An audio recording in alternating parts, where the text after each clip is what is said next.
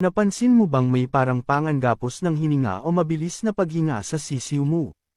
Alamin kung paano ito maaayos. Maaaring dulot ito ng sobrang init sa brooder o impeksyon sa respiratory system. Siguraduhin tama lang ang init sa brooder, huwag masyadong mainit o malamig, at tiyaking may sapat na bentilasyon sa paligid. Ihiwalay ang sisiw na nahihirapang huminga sa ibang sisiw para maiwasan ang stress at pagkahawa ng impeksyon.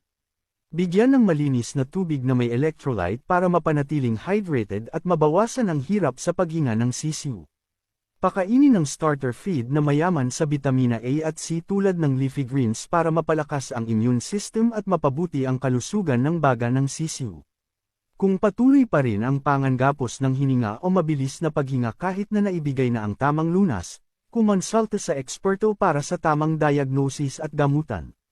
Bigyan ng sapat na bentilasyon at tamang pangangalaga ang mga sisiw mo para mapanatiling maayos at malusog ang kanilang paghinga. I-follow para sa iba pang tips sa pag-aalaga ng manok.